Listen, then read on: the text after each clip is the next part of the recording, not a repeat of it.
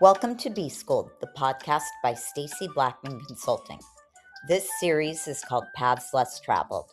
In it, I'm sitting down with MBA grads whose paths evolved over time in unexpected ways.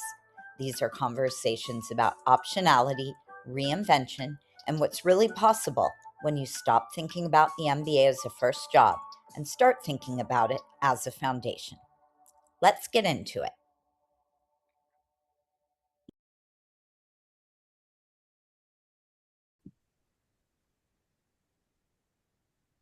So today I'm super excited to be sitting down with Ben Collins and George Lancis to talk about their experiences at Stanford GSB and in the AI world. I think it's going to be a really interesting and informative conversation. So here we go. Ben Collins is the co-founder and CEO of Woz, helping entrepreneurs launch businesses with AI, no coding required. He is a graduate of Stanford GSB and MIT. George Lancis is a first-year MBA student at Stanford pursuing a joint degree with a master's in science and environmental studies from the Dorr School of Sustainability. Prior to Stanford, George worked as a private banker at JP Morgan on the Global Families Group. He currently works part-time at Woz. Thank you guys so much for joining. This is a treat and all of this has been very educational for me. We're in this time where people are sort of intrigued by AI, but also scared of it. We have these conversations, at least in my generation, what is going to happen to our world? And so it's just exciting for me to kind of get to know you and learn about some of these tools and how we can use them, not in scary ways, but in productive ways. So thank you for joining. So today, this is a unique dynamic for the podcast. We have the founder and the intern. You're both connected by Stanford GSB and also now by Woz. Ben is the founder and alum. George is the intern and current student. So I'm actually curious, how did you two connect? Was it serendipitous, just being in the GSB world, or was it like a more structured meeting? Yeah, I can kick that off. It was kind of funny. We have a blast email that gets sent to the full Stanford class, and Ben just happened to send a blast email looking for an intern, and it sounded like an interesting role. So I just replied back with my credentials, and we had an initial conversation, and kind of went from there. Awesome. Your credentials, which really weren't technical, is my understanding. That's So, correct. yeah. Yeah, I had not done anything in tech leading up to this, and so I kind of sold it more of my abilities to talk with people, network with people, and able to kind of sell product and yeah. So luckily, that was able to lead to another conversation with Ben. Awesome. Okay, so Ben, your path led to you founding Woz. Yeah. I'd love to hear more about your pre-MBA background and what prompted you during that time to go back and get your MBA. Yeah, great question. A couple different experiences after undergrad, graduated from MIT, did a degree in mechanical engineering, worked at a material science startup that was spun out of MIT, spent about 2 years in consulting, kind of traditional management consulting, and then 2.5 years at an early stage venture fund. And the experience at the venture fund was incredible. Like I got to meet and talk to founders who are incredibly bright, much smarter than me, and trying to change the world every day. And I loved that job. Just at a certain point, I felt like, I needed to be on the other side of the table. I was in my mid, approaching my late 20s, and felt like it was the time for me um, to make a change, to become an entrepreneur. And along that path, I decided that I wanted to apply to business school and use that as a platform to hopefully dive into entrepreneurship. And so left Boston where I was had grown up and had gone to college and had been living since, and came across the country to Stanford and got my introduction to Silicon Valley, and one thing led to another, and Woz was born. And when you were applying, like what was it that you were seeking? What skills did you feel you were lacking that you Yeah. really wanted to pick up in business school? Yeah, it's a great question. I have to say I was not thinking about picking up skills, and I was super naive at that time. I thought my whole goal of going to business school is to get to Silicon Valley, meet all these incredible entrepreneurs at Stanford and around Silicon Valley, and launch a company. And I thought I was going to learn nothing from business school. I Okay. was like, I thought I was going to learn nothing. And I was so wrong, man. Could I have not been more wrong? It turns out there's a lot of really, really smart people, classmates, professors of practice who come back and lecture or teach. And yeah, I learned an enormous amount, and I'm so glad that I did that instead of just trying to start a company out of the gate without having that background from Stanford. So were you Stanford or bust when you applied? I was Stanford or bust. I just Okay. applied to Stanford. Yeah. Okay. But I mean, imagine that. Smart people at Stanford never would have Yeah, I thought know. What that. was That's I? shocking. Yeah, Yeah. what was I thinking? I guess I was young. So you learned a lot. Can you name sort of some tangible things you were able to take away from those 2 years that like specifically really helped you with WAS, whether it's being in that Yeah. VC pool or the people or classes? Yeah, a lot. Well, first of all, you learn a lot about company building process, about team building, a lot about fundraising. There's a bunch of classes that are kind of teaching you about VC, about fundraising strategies, about kind of the story that's going to get venture capitalists excited. Learning about how the whole system works. What are the sort of the returns they need to drive their returns for their LPs? So what does that mean for the story that you have to tell them about the company you're building? So I think you learn some practical things on the like actually how do I build a company? How do I fundraise for it? But then more importantly, I think you learn a lot about where are the big companies, where do the big opportunities exist? And like, how do you build into those opportunities to create a big company, right? And a lot of the learnings at Stanford GSB is like studying past technology shifts and looking at kind of how market leaders emerged from every shift because of those dislocations that were created by technology shifts. And, I was extremely fortunate that in my second year at Stanford was kind of like the chat GPT moment happened in the Mm. fall of my second year. And Oh, so the okay. timing was just incredibly lucky that I'm in business school at Stanford, like thinking about starting a company. And we have maybe like the largest technology inflection in recent memory, maybe ever, Yeah. uh, occurred at the same time. And so that was just kind of pure luck, and obviously has created a lot of opportunity for disruption and for startups to build into that disruption over the last 2 to 3 years.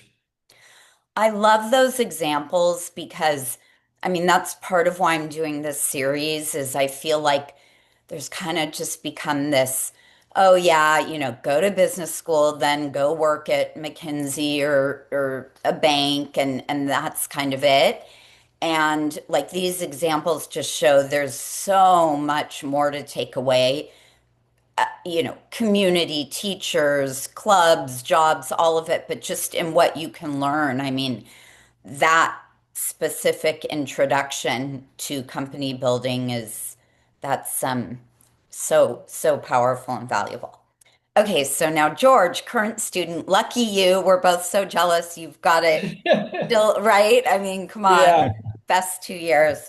Definitely. So what made you reach out to Ben when you heard of the internship? What made you pursue it, given like your concentration doesn't really line up with this? Yeah, I think when you're at Stanford, there's always that kind of pull to the tech scene. I think it's a natural one, just being where you're situated in Silicon Valley, and some of the innovation that's taking place here. And so, what we've been seeing with some of the growth in the AI industry and the changes that are taking place, I was like, this seems super cool, super innovative, and I wanted to kind of try my hand at it, see if it's something that I was good at and if it was interesting to me. And so, I was starting to look for opportunities that I could pursue while currently being a student, just to kind of dip my toes in the water on that. And when I saw this come along, I said, okay, this seems like a really cool idea. It seems like a great company and great founders. And so, I threw my hat in the ring just to see what it would be like. And I guess I just wanted to kind of get that experience on the tech side and see if it would be something that would be of interest. And are you seeing a lot of your classmates also pursuing part-time jobs and internships? Yeah, I think that's a kind of common undercurrent that you're seeing within our student body. And I think it's that interest in taking what you're learning in the classroom and actually applying it to something in the real world. Because I think at times, while we're doing these cases that are reviewing past companies, and how they have been performing and the like, as Ben mentioned, sometimes it could get a little bit abstracted and you're kind of like, okay, I'm not 100% sure where this may land in the broader world and in the broader working context. And so I found it super incredibly helpful being able to actually take some of the stuff that we're learning in real time in the classroom and apply it to context outside of it.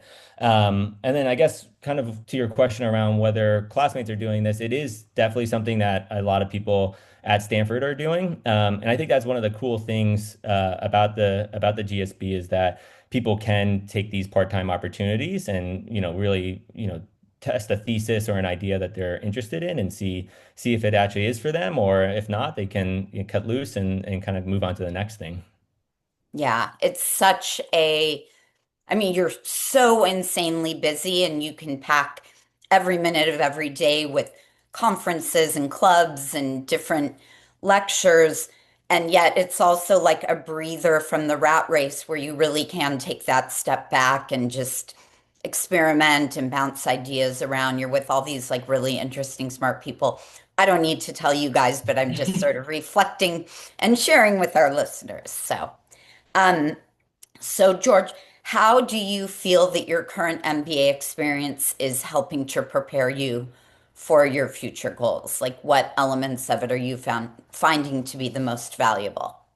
Yeah, definitely. So when I originally applied, my end goal was to kind of build out that tool set of just harder business schools or business skills that I may not have originally had. So coming from private banking, I didn't have that kind of modeling background that some of my classmates and friends in investment banking had. I didn't do consulting, so I didn't necessarily have that kind of management thought process necessarily. And so that was my original idea was like, hey, I want to come in and just build out that tool set to be better prepared once I go into the business world post business school.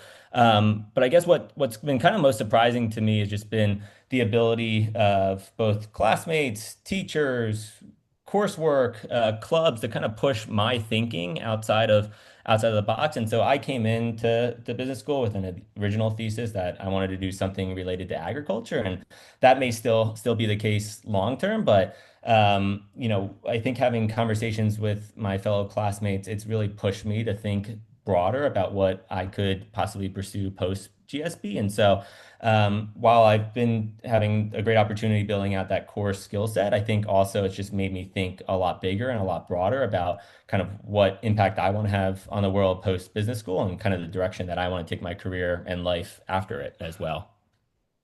Yeah, I mean, that's the theme that I certainly experienced many years ago in business school, and that I hear like we write about our goals in our essays and we think we know what we're looking to do that first summer, but your world really can open up and you see opportunities that you didn't even know existed, and that's what's like so exciting about this experience.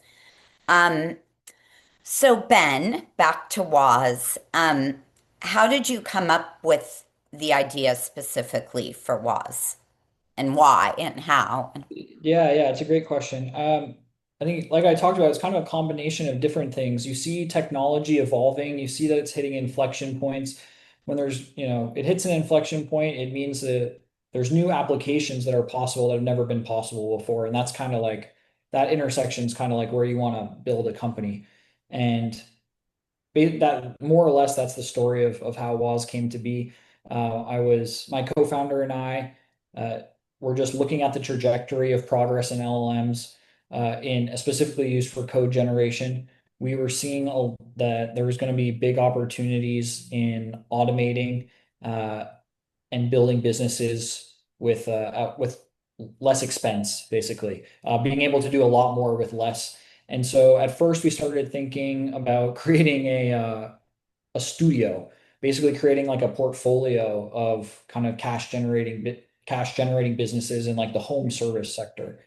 And like the deeper we got into that, we started thinking about, okay, well, if we're going to be running a portfolio of businesses, what's like the tech stack we're going to want to run those businesses on? And as we thought more about the tech stack, it actually became clear that like this opportunity is probably a lot bigger than just like a small portfolio of companies. What if we made this internal tech stack that we've built publicly available and let anyone build on top of it so that anyone who wanted to, explore launching a business or build a product for an existing business could do that on our platform. And so that was kind of the evolution. And that coincided with a lot of progress in LLMs for code generation.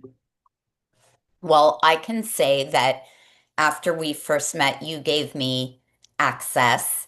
I mean, I am so not technical, so not technical. I went on and I wrote a prompt of what I wanted to do. I haven't even told you guys this.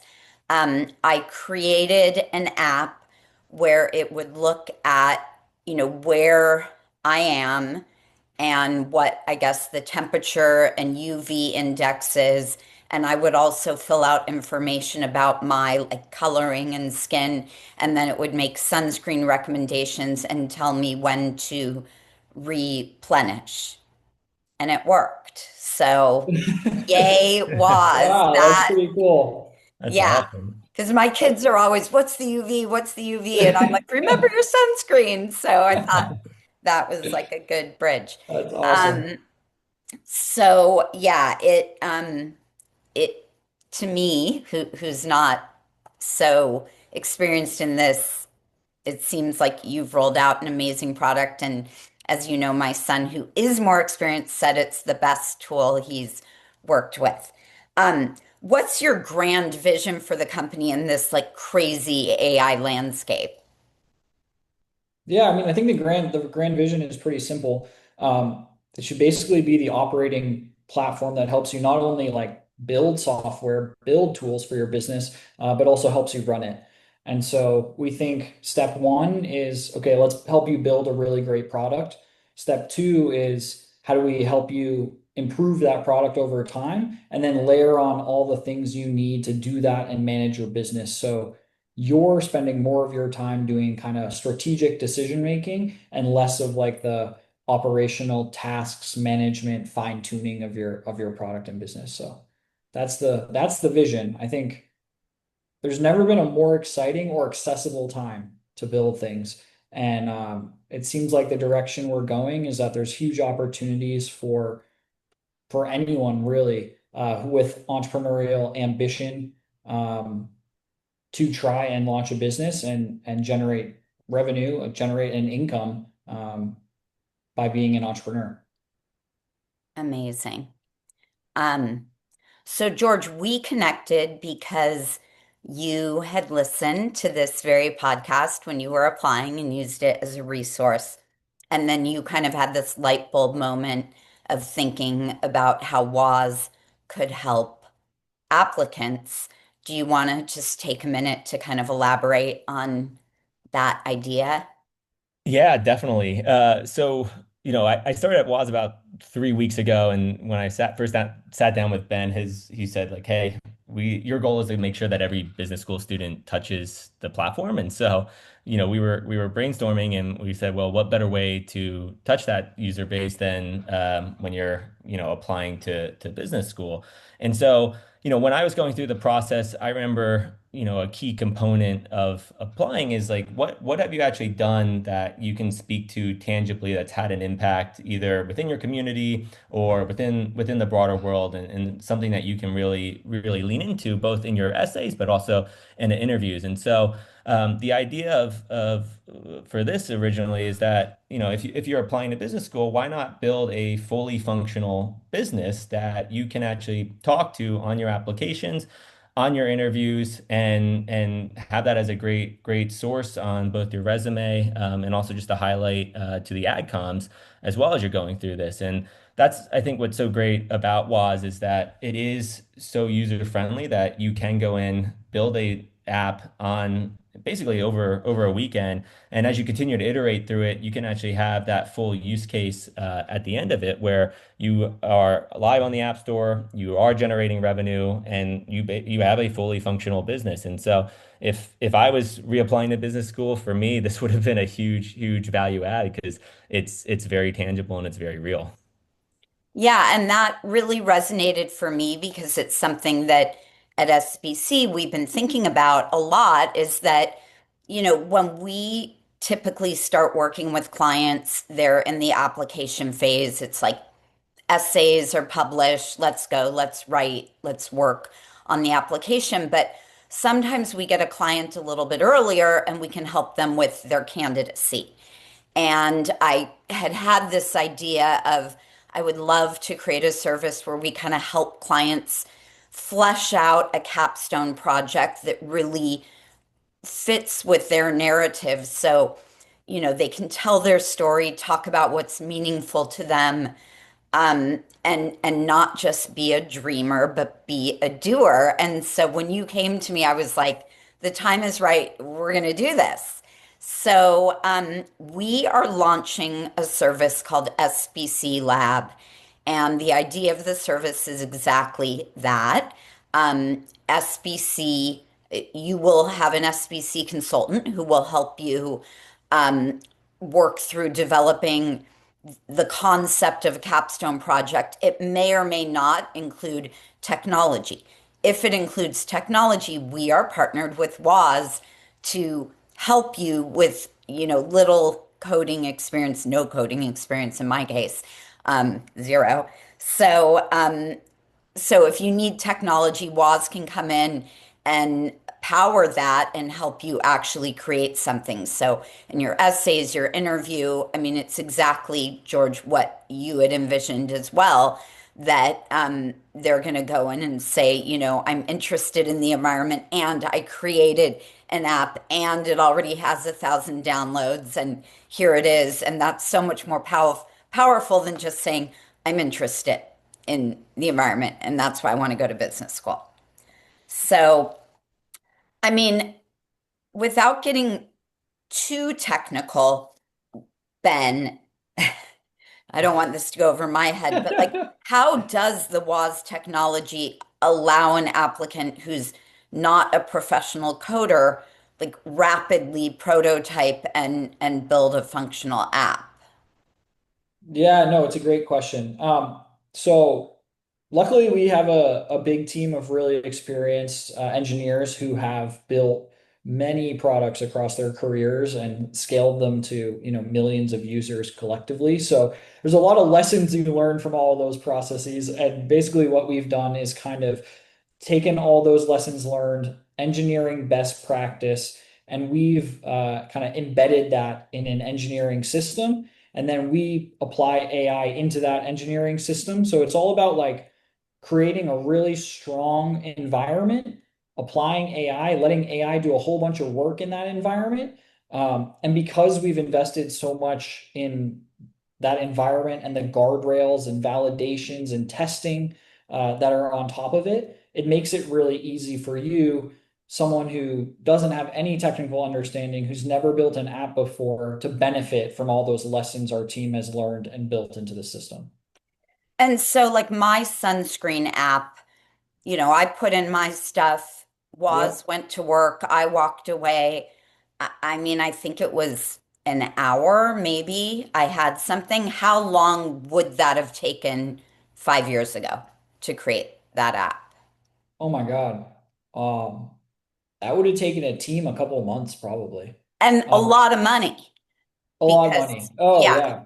Yeah. I mean, a year ago, that probably would have cost, I don't know, $50,000 or something like that, if you were going to hire a development agency to do it for you. And today, like George said, George ran a hackathon last weekend. I think we had close to 500 teams participate, a lot of MBA students, and multiple teams started on Saturday morning and had built an entire app and incorporated on Monday.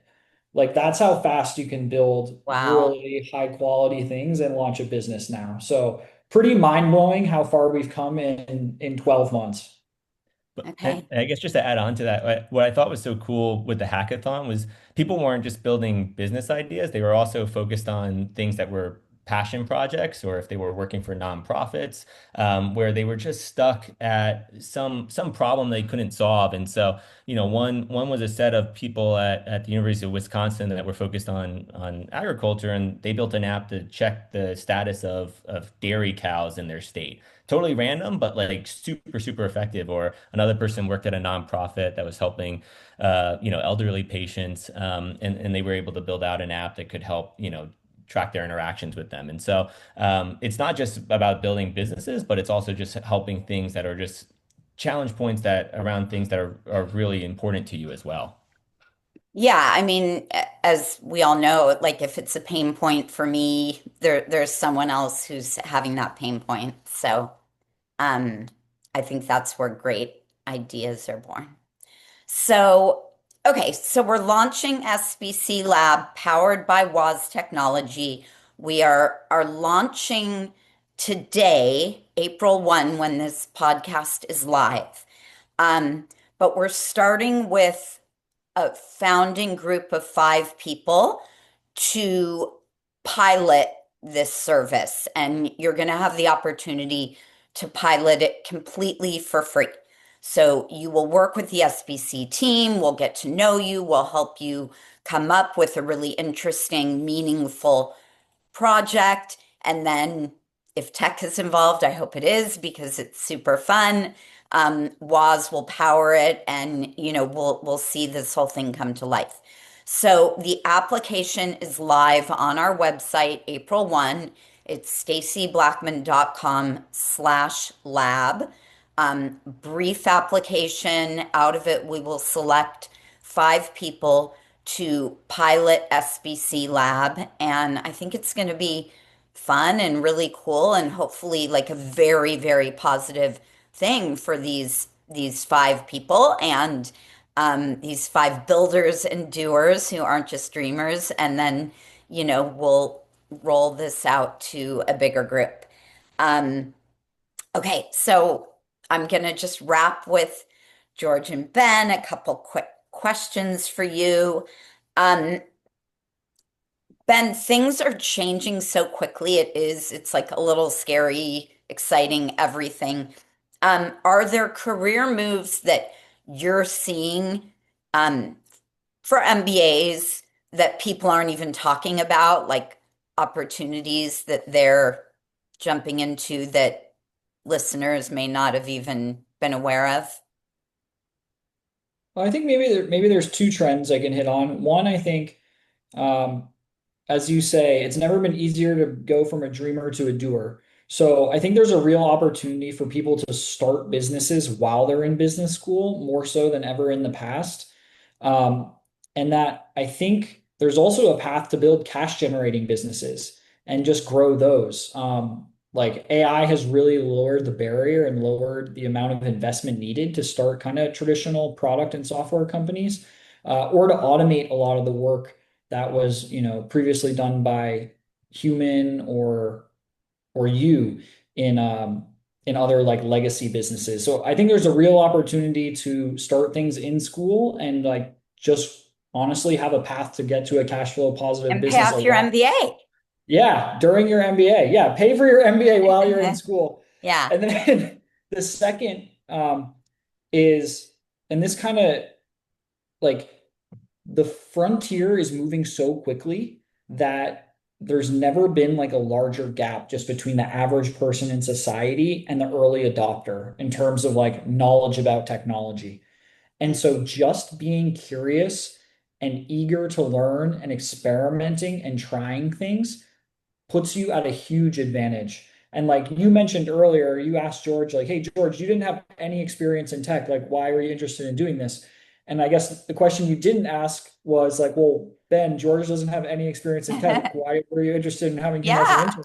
And I think it's because he's clearly curious and eager to learn and an early adopter. And that gives you such an advantage because the tools are changing so quickly. They didn't exist before George was at Stanford. So it doesn't matter what his experience was. No right. one has this experience.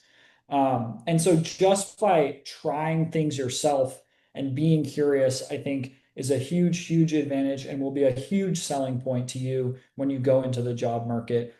Every company is going to be looking for people who are AI native and can point to examples of things they've built in the past.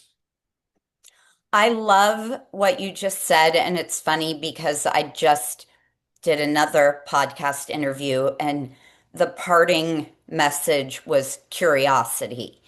And, I think a lot of people think that, again, you get the MBA, then you get the job, and what's the ROI of the MBA, and that's it. But it really is a lifelong journey. And if you're fueled by curiosity, you never will stop learning and growing and doing. And that's so fun and inspiring. So thank you. George, how would you describe working at a startup versus your lectures at GSB? Um, that's a great question. I guess the lectures I would say are theoretical and the startup is real life. And so while you can try to optimize everything with pen and paper and calculations in the classroom and you have little formulas or examples that they try to give you, when you actually go and try to test it in the real world, stuff breaks, it gets messy, and you got to troubleshoot it. And so it's been kind of a fun process to try to unravel some of the theory that you're doing in the classroom in real life.